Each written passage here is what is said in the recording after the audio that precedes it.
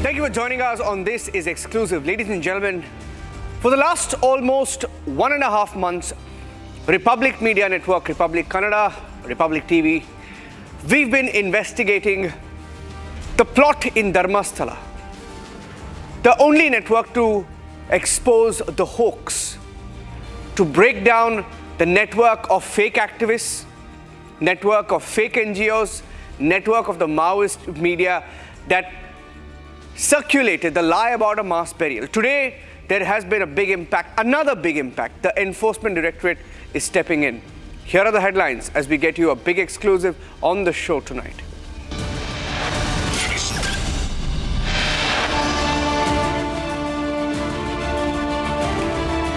ED starts looking into the Dharmasthala conspiracy. Fake activists, Maoist media, their foreign funding angle now under scanner.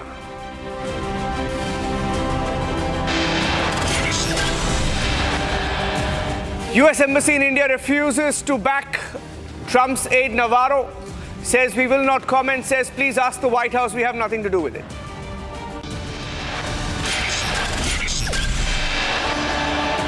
Aftershocks in Afghanistan, another quake measuring 5.2 hits Afghanistan a few minutes ago.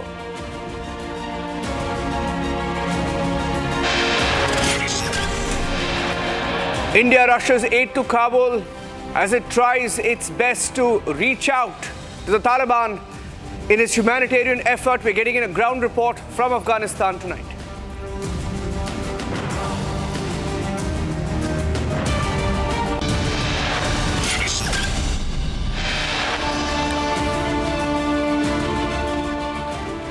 So, ladies and gentlemen, there never was a mass rape or a mass burial in Dharmasthala. It was a conspiracy to target a temple, and the sequence of events as broken down by Republic Kannada and the Republic Media Network show that there was a network of lawyers, politicians, NGOs, masked men and masked funders, conspirators. We're getting in breaking news now. Let's go straight to that. Enforcement Directorate is stepping in.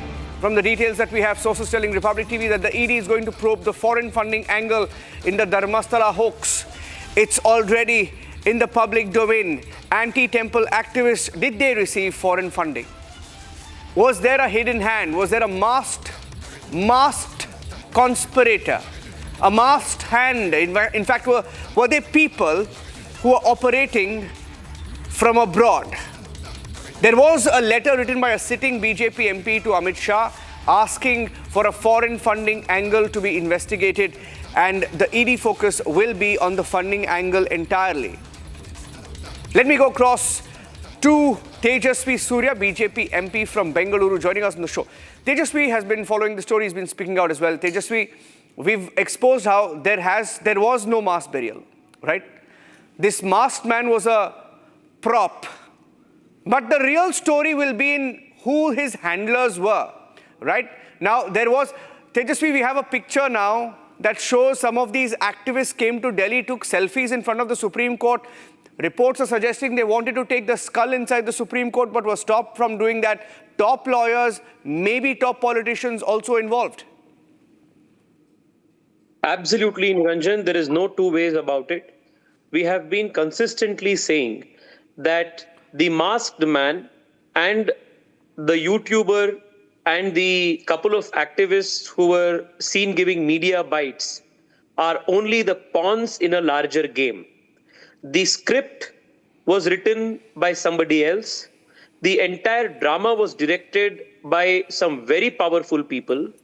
And the very fact that a so-called whistleblower who claimed to be an earlier sanitation worker could afford the services of a posse of lawyers, senior lawyers who charge 5 to 6 lakh rupees per hearing, and had them on retainership for months together, is an indication that there were many big hands, and those people need to be exposed.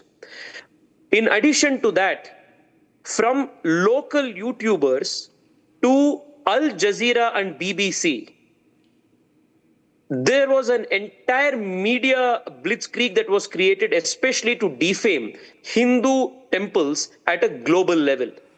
This also needs to be brought under the scanner. The masked man and the few people whose faces we have seen as part of the conspiracy, it is very clear today, are mere pawns in a big exercise. What the ED investigation will do is it will unmask the conspirators of this entire drama. It will show who got the money, with whom these people were in touch, how the lawyers were paid, who made their payments, who prompted certain agenda-driven news channels and news portals, including international ones, to peddle non-stop lies over 2 full months. All of this conspiracy will be exposed. I thank, on behalf of crores of Hindu devotees from Karnataka, the government of India. I thank the Honorable Home Minister for this very important and very necessary direction that the ED must probe the foreign funding angle.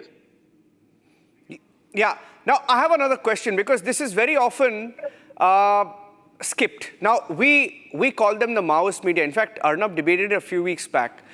The Maoist media was the first to spread this like wildfire. Now, when the news broke, you will see that similar narratives, similar pictures, similar imagery, similar script was used. You mentioned Al Jazeera and BBC. But in India, an entire group of media houses, I'm not naming them, it's not for me to do, the ED will do that, they're probing the money trail. Mainstream media houses, so-called national media houses also did that. Now, my question is, for how long will such media houses get away? Because I have got information. Now, I'm not naming the party, I'm not naming anybody, but a close aide of a top politician sitting in Bengaluru was paying allegedly YouTubers, coordinating with media houses, the narrative that goes out. It hints at a larger plot, perhaps politically driven. Absolutely, Niranjan. And not just making stories, some media, some news portals, and only because, I don't want to take the names and people are mostly already aware of these news portals, I'm not naming them, shamelessly even conducted fundraising campaigns using this controversy, this manufactured controversy as a pretext. They said, please fund our channels, please fund and donate to our news portals to enable us to uncover this truth. So not only was funding made available to YouTubers and certain vested media groups to create a narrative, certain parasitic media groups, even like vultures, use this manufactured controversy to run donation campaigns for their news portals. Also, you mentioned very rightly the possibility of a political angle. Let me give what my impression about this is. There is an entire lobby, and primarily the Congress party that supports it, that gains to stand from destabilizing the faith that Hindus have on their institutions, their dharmic institutions. By destabilizing the faith, by uprooting Hindus from their culture, it is easy to make them easy prey for conversion activities. And the moment there is a change in demography, the moment there is a change in the number of non-Hindus in a particular constituency, the Congress party stands to be the primary political beneficiary. I am making this abundantly clear because we have seen how, not on one occasion, but on multiple occasions, the Congress party has always been at the forefront of supporting mafias that target Hindu institutions, that target Hindu festivals, try to secularize Hindu festivals, and prepare the breeding ground for later conversion activities. This entire conspiracy will be unearthed with ED taking this over. There is definitely an urban Naxal angle. There is definitely a political angle where a particular political party and certain political forces stand to gain political ground by changing the demography of a particular city, state, constituency by making ground ready for easy conversion, by secularizing Hindu festivals and attacking Hindu institutions. This has been an agenda that has gone on for a very long time. And this is an opportunity for all of us who believe in the values of the Constitution, in plurality of our society, liberal acceptance of all faiths, and most importantly, the respect for faith of all institutions, of a faith of dharmic institutions. This is an opportunity for us to honor this fully. Yeah. I'll thank you at this point, but I hope that that politician or that politician's aide, his name also comes out, because we are hearing that he coordinated with the fake activists, the YouTubers, the Maoist media, and gave them the script. So there was a toolkit. There was an anti-Dharmasthala, anti-temple toolkit that was shared with all these channels. And let me also tell you, Niranjan, my sources tell me, if you go back to your own channel, if you go back to Republic Kannada, which has done a fantastic job in, covering this entire controversy every day and exposing the truth to the public, I will also remind the viewers that the very first reaction of the Chief Minister when he was asked, a few hours after this masked man emerged and demanded an SIT, the very first reaction of the Chief Minister was to brush away. And he said that just because some random person is coming and asking for an SIT, a request cannot be exceeded. But the very same Chief Minister, within 12 hours, does a major U-turn and constitutes an SIT with 4 to 5 senior IPS officers leading it. I am told that he did this after he received instructions to do so from Delhi, from a very senior leader of the Congress party. Okay. The ED investigation, we hope, will also expose this angle of who these handlers are who instructed the Chief Minister to constitute an SIT when he was not willing to do so himself at the first instance. Who were the people sitting in Bangalore who were directing every single day, like a very well-planned script, this Maoist masked man, asking him to go to this place, another place tomorrow, telling, cooking up stories every single day, coordinating media blitzkrieg at an international level, hundreds of YouTube videos, YouTubers' payments, lawyers, activism in courts. All of this needs to be exposed, and a deterrent message should be sent to all these vested interest groups that such misadventures will come at a very big cost. Yeah. Thank you, Niranjan. Thank you, Tejasvi, for joining us on this show. Tracking that story closely, we have another big breaking news update coming in. Ladies and gentlemen, a top Trump aide said something really stupid. Now, he said Brahmins were profiteering from the Russian oil when he spoke to the media yesterday. Now, we asked the US Embassy in India whether they back Navarro's statement, whether they have any comment to offer. Now, they have washed their hands off. So, US Embassy has refused to back Navarro, saying we would refer you to the White House. They will not comment on Navarro because they don't want to, saying the White House, it's up to the White House to comment on what Navarro has said when he said Brahmins were profiteering. Let me go across to Abhishek Kapoor, our senior executive editor, will be joining us live. But the US Embassy in India, in a response to Republic, has refused to comment. They have said it's not up to us. We cannot comment on Navarro. White House has to do that. So they washed their hands off, completely snubbing Navarro. And the comment, in fact, it's interesting because the last time, about 1 week back, they jumped to his defense. But today on the Brahmin comment, they are not defending him. They're saying the White House will comment on this. We have nothing to do with this. Interesting. Let me go across to Abhishek. Abhishek is joining us live. This comes also at a time when the US Embassy actually had put out a post on Monday while saying India-America ties are now going to the next level. We had a graphic of what the US Embassy has said. Can we play that graphic? And Abhishek will also be joining us live on the response of the US. They've gone completely silent. In fact, nobody knows where Trump is. There is speculation. For the last 1 week, he hasn't spoken in the media. He hasn't been seen in public. And there is perhaps an indication that he could be speaking tonight, but we don't know whether that will have anything to do with trade or Russia. If Abhishek is live, we can go across to him. Okay, let's go across to our next breaking news update coming in as the US Embassy refuses to back Navarro.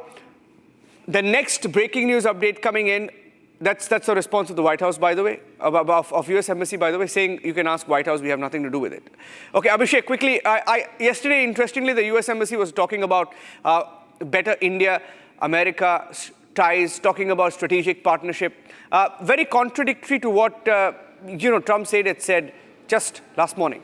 Well, embassy would do exactly what they did yesterday. Niranjan, remember, it's their job to keep the India-United States ties really on an even keel. They are in a bit of a quandary themselves. There is no ambassador yet. Trump has appointed a nominee in Sergei Gore, but it would be some time before he comes.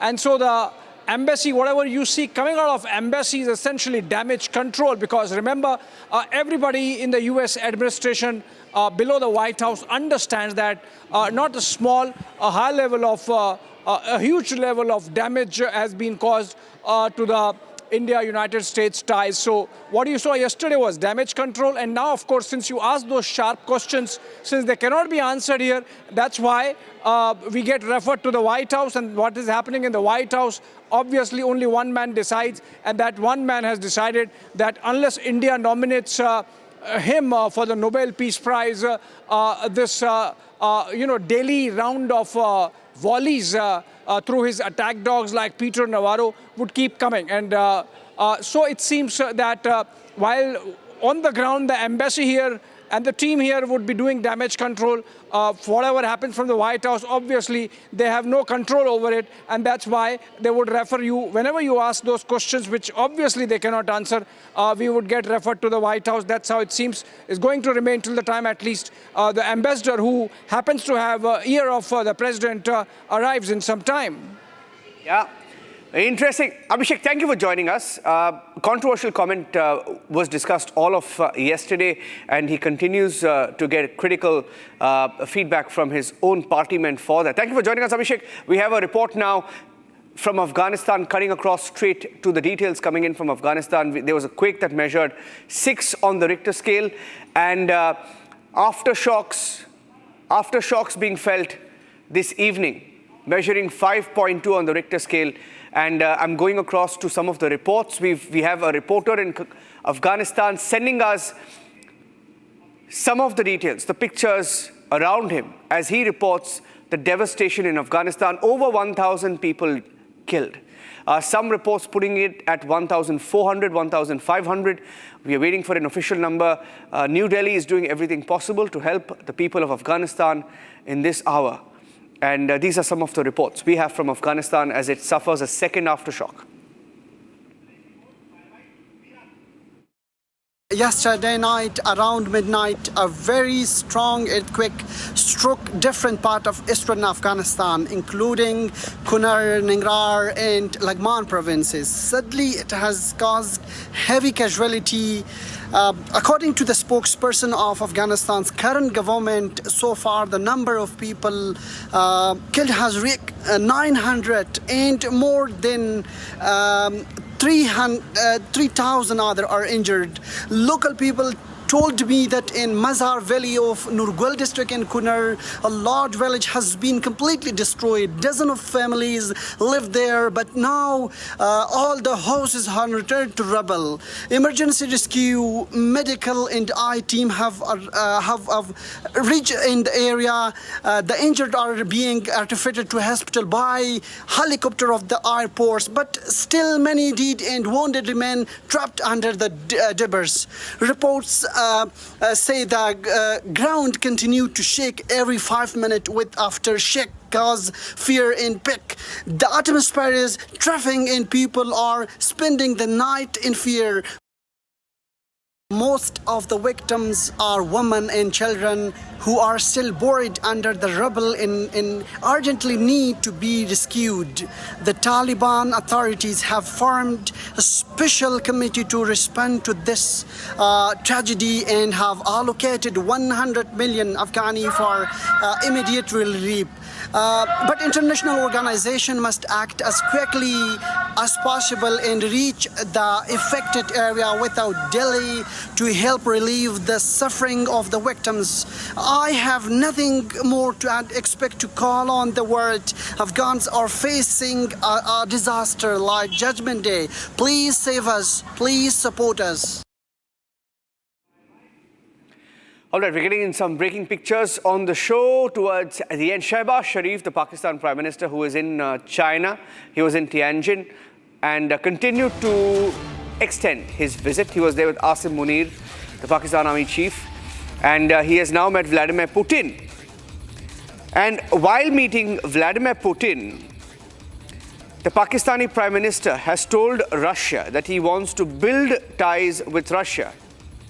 He has said that he wants to improve relations with Russia. And he also said to Putin, he's heard saying that we respect Russia's relations with India, but we too want to build ties with Russia. After dinner with Trump, Munir has now participated in Beijing's victory parade. Struck a deal with America, now they want to strike a deal with Russia. Pakistanis, after fooling Trump, now seeking deeper Russia-China ties. We had the pictures also come in. We'll do that. We'll bring it to you in just a few minutes.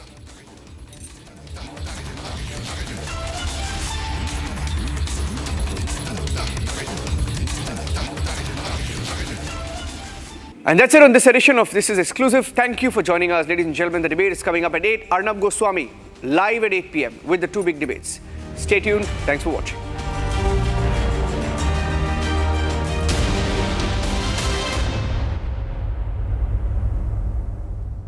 Amity has been ranked amongst the top 3% universities globally, a testimony to Amity's globally benchmarked quality.